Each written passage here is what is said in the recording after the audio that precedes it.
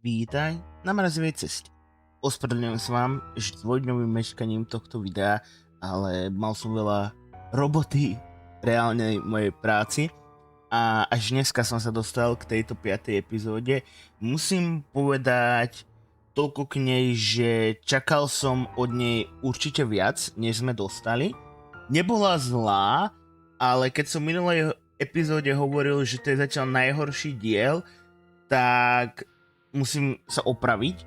Toto je pre mňa momentálne najhorší diel a tú druhú polovicu série zatiaľ vôbec nezačali dobre a ukončil by som to tým, že všetky scény, kde je Mysaria alebo Alicent, sú na hovno. Poďme na celé video. Začíname v tábore riečných lordov alebo riečného vojsku, plus tam aj zimní vodci. Máme tam Oscara Tullyho, Lorda Pipera a Lorda Dustina, kedy vlastne Lord Piper oznamuje dvom lordom, že náš Criston Cole robí vynikajúcu robotu, dobre ich zdržiava, že nedarí sa im proste dostať sa k mostu dostatočne rýchlo. Vidíme tam na nich, že Oscar je dosť toho nervózny, lebo asi Rhaenyra ho tlačí, aby bol rýchlejší, lenže čo majú robiť? Máme tam potom taký rozhovor, kedy vlastne Lord Dustin si uvedomuje, že aj keď Oscar je mladý, stále je to akože Lord riečných krajín, takže hodnosťou je nad ním, preto si ako keby pýta od neho povolenie na lov Cristona a podľa mňa by ho aj ulovil. A máme tam taký ako keby outsmart moment, alebo jak sa to povie, kedy Oscar povie, že však budeme hrať jeho hru a prišlo mi to tak, že ukážem mu, že som v tom lepší. Máme tu partizánsky útok Cristona a jeho mužov, pričom sa mu podarilo zabiť Lorda Pipera a spraviť dosť veľké škody, to vyzeralo v tábore Tullyovcov. Takže uvidíme, ako sa mu podarilo spomaliť ich pochod a zatiaľ to vyzerá tak, že jeho partizánsky štýl boja mu vychádza. Máme tu prvých lovcov Emonda, ktorí chcú proste zabiť Emonda, alebo jak to mám povedať, no ale Alicent ich vyplaší a posrato ujdu. Ale tá história, ako rozprávala o tom hrade, ako všetci tí otroci alebo všetci tí ľudia, ktorí zomreli a ako sú že základy nasiaknuté krvou a že ten hrad túži stále po krvi, to sa mi extrémne páčilo, to musím uznať, to bol vynikajúci monológ. Aemond už úplne podliahol kliatbe Harrenova, má halucinácie o bratovi, o všetkom, hovorí o tom, že ako mu Helena povedala, že vlastne tam zomrie a túli sa k Alice, ako keby to bola jeho mama a tu vidno ten jeho komplex, že nikdy sa ako keby nezmieril s tým, že mama ľúbila viacej Aegona ako jeho. Dobre, vidíme, že Orville není až tak veľmi oddaný Rhaenyre, ako som v minulej epizóde hovoril, alebo v minulom videu hovoril. Stále stojí na strane Alicent a Hightowerovcov, len to proste dobre skrýva, aby si svoj vlastný život ušetril, aby ho proste nezabili a doniesol Alicent ten odvar na tehotenstvo, neviem, jak sa to volá, pardon. No a toto bola úplne, že dementná scéna. Ako dobre, z jednej strany to chápem, chce proste ušetriť dceru, tej straty, že zoberú dieťa, keď to bude chlapec a proste vie, že Helena bude o ňoho bojovať a proste chce ju toho ušetriť, ale aj tak mi to príde úplne, že nelogické a úplne debilné. Ja viem, hovoril som, že nebudem porovnávať Alicent z knihy a Alicent zo seriálu, ale to sa nedá, chlapci, to sa nedá. Keď proste si prečítate, ako Alicent bojuje za svoje deti a za svoje vnúčatá, aj po tom, čo vlastne Tanec drakov skončí, na čo bude nabádať Jaehaeru, tak proste a vidíte, že ona proste sa snaží silou, mocou donúčiť svoju dcéru, aby potratila, tak to je proste strašná bolesť pre oči Máme tu Lady Frey, ktorá požaduje svoju odmenu za to, že pustila zimných vukov a taktiež povedala, že Kregenstar tiež už prebrodil trojzubec, takže môžeme čakať druhé alebo vlastne celé vojsko severu už sa nachádza v riečných krajinách, takže je otázkou času, kedy sa dostane ďalej a tým, že máme takéto veľké zmeny, by som sa nečudoval, keby bojovali pri Tumbletone, ale uvidíme. A no, Rhaenyre sa veľmi nepáči jej tón, za kým sa s ňou rozpráva a Lady Frey to dojde a hlavne myslím, že sa to zlomilo po tom, čo spomenula Jace'a. Máme zasadnutie Malej rady, kedy sa vrátil Adam a Béla, ktorí oznamujú, že našli akoby hniezdo alebo proste našli Vhagar, ale neskoro, alebo jak to mám povedať, kde sa krmila. No a vidíme tam, že Adam sa celkom nejako o tú Bélu stará, o jej blaho, takže možno, že nám rastie nová láska, čo by sa nemuselo páčiť, keďže Béla bola zasnúbená s Jaceom. Mega scény, alebo mega čo sa mi páčilo, bol Lord Manderly a Lady Frey, kedy on jej proste všetko vysvetloval. To bolo úplne, že mega. Zatiaľ ten Manderly je 10 z 10, pomoc sa mi páči tá postava. Vidíme tam démona, ktorý oznamuje nepokoje, že proste zlaté plášte sú zabíjané a obvinuje z toho Mysáriu, keďže namiesto, alebo aj keď dali peniaze tým ľuďom, tak to reálne nepomohlo a tie nepokoje pokračujú. A vidíme, že démon oznamuje, že on to pôjde vyšetriť. Rhaenyra s tým nesúhlasí, chce poslať démona do riečných krajín, ale proste démon je démon a zdoruje jej a no, Rhaenyra to nebere veľmi dobre. Máme tu zase taký menší Rhaenyrin výbuch, kedy proste si myslí, že je menej cenná, keď ju démon nebude poslúchať, že proste musí robiť, čo je ona povie, lebo tým podkopáva jeho autoritu a vidíme na démonovi, že mu je to úplne jedno, aj tak sa budem robiť, čo chcem a ty sa máš postaviť aj na hlavu. Ale zase démon, aj keď robí si, čo chce, vždy robí všetko pre jej blaho, aj keď ona to niekedy úplne nechápe.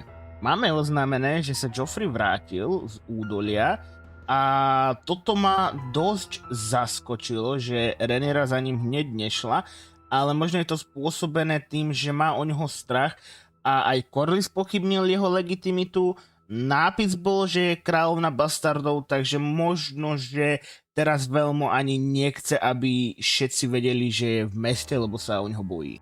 Vidíme, že naši dvaja chromí bratia Larry Strong a Aegon II Targaryen odešli z toho tábora a rozhodol sa Aegon, že ide tiež za Vhagar a za svojim bratom, ktorého zo všetkého obvinuje a má jednom zmysle pravdu, však snažil sa ho zabiť a dokonca ho zmrzačil a vidíme, že prísaha alebo zložil prísahu, že svojho brata zabije.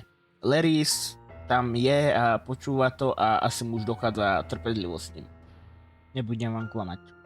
Keď som videl túto scénu s Mysáriou a Alicent, tak sa mi chcelo krcať. Proste toto je zatiaľ najhoršia dejová línia. Tieto dve už dúfam, že nikdy v živote nebudú spolu, lebo to bolo strašné. Vidíme tam, že Mysária sa tvári, že ja som nekedy vedela všetko, čo sa deje v meste, teraz viem všetko, čo sa deje v Červenej bašte a viem, že ti doniesol majster nejaký odvar. Alicent, mojej dcere bolí hlava, to vieš, to no, ona není dobré, vidíš, bolí hlava. Potom tam, že daj ten nápoj. Ovonia, to plné, to niekto tehotný, však, niekto tehotný. A ona, ja mať milenec, ja dostať toto, do seba milenec, ja vypila, lebo ja tehotná. Proste úplná sračka. Najhoršie, tieto dve, nech už nikdy v živote nie sú spolu, lebo sa vážne dogrciam. Vidíme taký zlatý rozhovor medzi Cristom Colom a Gwaynom Hightowerom, ktorí sa dosť priatelili behom tejto ich kampane. No a potom vidíme, že zrazu ich kone padajú k zemi. Nikto nevie, čo sa deje, či ich niekto napadol, či ich niekto nenapadol.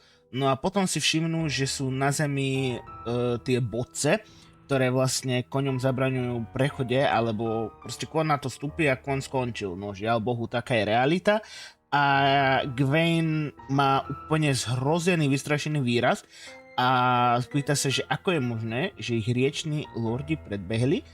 A je tam dobrý poznatok, že vlastne je to ich krajina, oni to poznajú a vidíme, že Kristenovi tiež úplne sa nepáči, že ich dokázali predbehnúť a tu vidíme, že Oscar proste je o niečo asi múdrejší ako Kristen, no a uvidíme, kto sa dostane k tomu kamennému septu a k tomu mostu rýchlejšie a kto vyhrá tieto preteky. Tak vidíme Alicentine, zase úžasný nápad podplatiť služobníčku po tom, čo jej Mysaria povie, že ona vie všetko, čo sa deje v Červenej bašte. Mohla by ju ako nič zradiť a ona ide podplatiť služobníčku. Povedzte mi, s čím tá žena rozmýšľa? S čím? S čím? Lebo s mozgom to určite není. Sir Luthor a Démon proste spolu sú mega, proste sa o tom rozprávajú o tým mzde, čo už hovoril Démon neraz, že proste to sú vojaci, ktorí to robia nie preto, že oni proste sú nejakí náboženskí fanatici alebo neviem čo, dostávajú za to peniaze. Prečo by mali riskovať svoje životy, keď za to nedostanú peniaze? A potom tam máme tú vraždu, ktorá sa hneď stala kúštek od nich. Vidíme presne ten štýl, podrezané hrdlo, črevá vonku. Žiaľ Bohu, nemôžem vám to tu ukázať na YouTube, čo ma dosť mrzí. Alebo nie, že mrzí, ale proste, no, chápete? Nemôžem vám to. A vidíme, že komunikujú s Ormundom Hightowerom, takže Ormund získal časť alebo nejakých ľudí v kráľovom prístave na svoju stranu. Daeron sa odvážil ako pubertiak zaprotestovať, že dejiny sú nudné a normálne Ormund dobre, že nevystrelil a nezbil ho tam, ale hneď si to uvedomil a hneď to nejako Daeron zahral a potom scéna pokračuje ďalej, že hrali nejaké šachy, pričas ktorých sa rozprávali, kedy máme tam príbeh o žltej ropuche, o jedinej alebo o jedinej panovničke, ktorá dokázala odolať Aegonovmu dobývaniu. Dorne ešte v týchto časoch stále slobodný, alebo slobodné kráľovstvo. To, že tam spomenul, že Hightowerovci stáli na ich strane, to je po mňa chujovina, lebo ako náhle padlo rod Gardener s Lannistrovcami na ohnivom poli, tak odletel Aegon najprv do Vysokej záhrady a potom letel hneď do starého mesta, ktoré pred ním poklaklo. Takže to bola chujovina. A zistili sme, že Ormund prehlásil Daerona za kráľa a začal mu ako raziť mince, čo bolo dosť zaujímavé. Ale čo sa mi páčilo, tak bolo upozornenie Daerona, že keď vyhrá, nemá sa nikdy ospravedlňovať. Za výhru sa proste nikdy neospravedlňujú. Aj keď najprv som sa zlakol toho ragebaitu, že proste mu vadí, že prehral, ale potom, keď to akože zahral do toho, že aby sa mu nikdy neospravedlňoval za výhru, tak to bolo dobré, to sa mi páčilo. Zase Alicent, jej úžasný plán vysvetľuje Helene, chúďatko, ktorá sa hneď pýta na svoju dcéru, no a proste, chápete to, Alicent, nechajme ju tu, ona bude v dobrých rukách, aspoň neohrozí kráľovnú. Proste, ja o tom nechcem viacej hovoriť, lebo normálne som ma nasraný. Máme tam taký prvý súkromný rozhovor medzi Adamom a Bellou, kedy proste Adamovi už je na nervy, že prehľadávajú riečne kraje non-stop a nič. Obidvaja sú proste unavení. Vidíme tam, že Bella sa trošku otvorí a myslí si, alebo proste vidí na Rhaenere, že ju viní z Jaceovej smrti, že mu nedokázala pomôcť, ale reálne tam ona nemala veľmi čo robiť. A vidíme tam, že sa bojí toho, že ju predajú nejakému lordovi a Adam tam iba taký, že moja, keď ťa niekomu predajú, ja ťa ukradnem, na drachtoch odídeme do Essosu a budeme spolu žiť a kto by sa postavil dvom dračím jazdcom.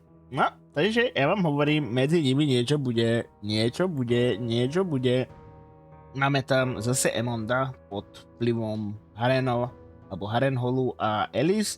Dozvie sa, že Vhagar odišla, čo podľa mňa je úplná debilina, lebo však drak neopustí svojho jazdca, ale OK, odišla. A vidíme tam, že sa tam trošku zrútil, že hovorí, že Egonovi zliadal, Egona ako miloval, ale že ho týral a proste vidíme tam taký jeho menšie zrútenie a všetko hovorí Alice, ktorá ho privinie ako keby to bol jej syn.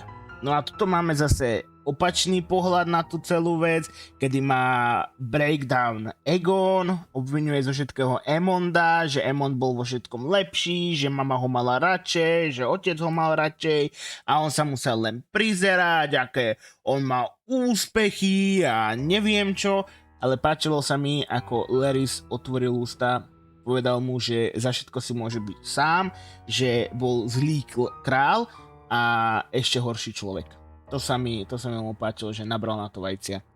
Ďalší rozhovor medzi Rhaenyrou a Démonom teraz v septe, kedy vlastne Démon jej oznamuje, čo sa stalo, že dokopy sú mŕtvi keď 6 alebo 10. Teraz som to veľmi nepochopil, ale to je moja vina.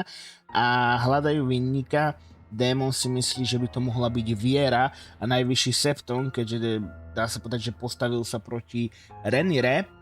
No ale ona hovorí, že podľa nej nie, že bohovia sa od nej odvracajú a potom tak trošku posmešne nazve Démona akože tými vecami, že je proste dobrý a mazaný a že má 1000 piesní o ňom a aj tak nedokáže nič zistiť. Takže Démon je potom iba dobre povedal, že má naviac a podľa mňa to tak myslel, že nech sa na ňom nevybíja svoju zlosť, lebo môže odísť a už sa nemusí vôbec vrátiť. Dobre, máme tu ďalší rozhovor medzi Criston a Gwaynom, kedy mu Gwayn hovorí, že muži dezertujú a že nech idú inakadiaľ, lebo že to nezvládajú. A Criston to pochopí, rozhodnú sa ísť teda inakadiaľ, mali by mať denne náskok, ale že či budú mať, to zistíme. Lord Lannister. Toto je Jason Lannister, ktorý sa objavil v tom tábore utečencov a tým pádom úplne prekopali aj jeho dejovú líniu, takže som zvedavý, čo nakoniec z nej vznikne. Vidíme, že Helena a Alicent chcú ujsť prezlečené zaslúžky, ale zastaví ich Mysaria. Čo som pred chvíľkou hovoril, že proste Alicent je naivná, nechcem sa vyjadrovať škaredo, ale že to nebude fungovať, ešte ju varuje, normálne ju tam varuje a potom ten ich pritentený rozhovor, no dobre, poďme ďalej, lebo to nemá význam ani riešiť. Vidíme Joffreyho, ako sa Rhaenyra na ňom pozerá, čudujem sa, že sa k nemu nerozbehla, však keď sa tak zoberieme, je to jej najstarší syn, dedič, v knižkách ho stále mala u seba, nechcela ho pustiť nic z dohľadu, no dobre.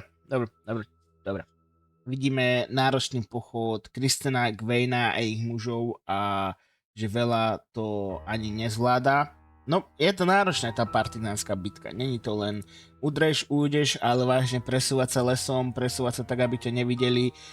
Máme tu 4 mužov, ktorí vyviezli na Harrenhal, napadli Alice. Vidíme tam, že Aemond s Blackfireom ich všetkých zabil. A podľa mňa to, ako napichol jedného na ten čarostrom, bude mať nejaký hlbší význam. Aspoň ja si myslím, lebo proste čarostrom získal krv a podľa mňa buď ukáže nejakú víziu, alebo proste niečo sa stane. Máme tu rozhovor medzi Larysom a Jasonom, kedy vlastne sa rozprávajú o tom, čo ďalej s Egonom. Jeden chce ísť do Essosu, druhý chce ísť na Casterlovú skalu, ale pritom vidíme, že ten hlavný táborník zistil, kto je Egon, príde k nemu aj s korunou a Egonovi nie že rúpnú nervy, ale proste Egon sa o neho postará aj za tú hanbu, čo mu spravil v minulej epizóde. Démonov motivačný preslov ako vždy pomohol a taktiež chytili konečne muža, ktorý participuje na zabíjaní zlatých plášťov. Plus vidíme, že démonové ambície siahajú veľmi vysoko po tom, čo ako keby ten trón sa ustáli a ten kvázi nepokoj skončí, vyhrajú vojnu, tak má veľké plány s trónom. Vidíme, že rieční lordi a zimní vlci nakoniec predbehli Cristona Cole'a. a oni boli tí, čo zničili most, aby sa nevedeli dostať a nevedeli im zabraňovať prechode. Veľký zvrat v jeho partizánskej bitke alebo vojne. Vidíme tu démonové mučenie toho muža a dozvedia sa o tom, že ich financuje Ormund Hightower a že im platí mincov, kde je vyrazený Daeron. Tu vidíme dva pohľady na vec. Gwaine úplne stratil záujem tejto partizánskej bitke, chce sa vrátiť akože do Tumbletonu, chce sa pridať ku svojmu bratrancovi a chce vedieť, aký má on plán a chce akože bojovať s ním. Druhý pohľad, tu máme Criston Cole, ktorý stratil nádej, ktorý stratil všetko a túži len po slávnej smrti. Túži po smrti, o ktorej sa bude spievať, o ktorej sa bude hovoriť stovky rokov, že hrdina Criston Cole zomrel pre číslení 200 na 1 a zobral so sebou, ja neviem, Lorda Dustina, ja neviem ešte akých lordov, teraz ma nenapadnú. Takže tu vidíme dve mince jedného príbehu alebo jednej cesty. Jeden proste chce žiť, chce prežiť, chcel by vyhrať, alebo no a druhý proste stratil nádej, stratil všetko a jediné, po čom túži, je to, aby na neho svet nezabudol, keď zomrie. Vidíme, že Ser Alyn zastupuje Corlysa ako pobočníka a plní si svoju úlohu poctivo a svedomito a démon donesie mincu s Daeronovou podobizňou, takže vedia, kto za tým stojí, vedia, že Ormund je veľká hrozba a démon aj povie, ako to mali urobiť, no ale neurobili, žiaľ Bohu. Máme tu Cristonov monológ alebo príhovor ku mužom a počas toho, ako rozpráva, vidíme, že Helena našla v ich izbe alebo ich komnate tajnú cestu, ktorom sa vyberú. Vidíme, že aj Gwaine Hightower s pár mužmi opustil Cristona a vyberajú sa do Tumbletonu. Potom tam vidíme tú hostinu pre zradcov, pri ktorej démonovi zase pukne srdce, kedy behom 2 epizód stratil 2 priateľov, najprv Simona Stronga, teraz Sera Luthora. Je mi ho ľúto a vidíme, že Alysanne a Helena uviaznú v tej chodbe. No, uvidíme, čo s nimi bude ďalej. No, máme za sebou 5. epizódu House of the Dragon, ktorá mala svetlé momenty. Musím priznať, že časti, kde bol Criston Cole a kde bol démon, boli super. Veľmi sa mi páčili, ale ako náhle epizóda alebo odťaže epizódy zobrala Alysanne alebo Mysaria, tak tá epizóda išla rapidne dole vodou. Som zvedavý, ako budeme pokračovať. Zostávajú nám 3 epizódy, treba toho ešte podľa mňa tejto sérii veľa povedať. Treba veľa ľudí ešte zabiť, alebo aj veľa dejových línií ukončiť. Takže uvidíme, jak to bude pokračovať. Dúfam, že sa ti tento môj rozbor, recenzia páčila. Dúfam, že mi dole do komentárov napíšeš svoj názor na túto epizódu, alebo mi napíšeš, čom som zamýlil, čom so mnou nesúhlasíš.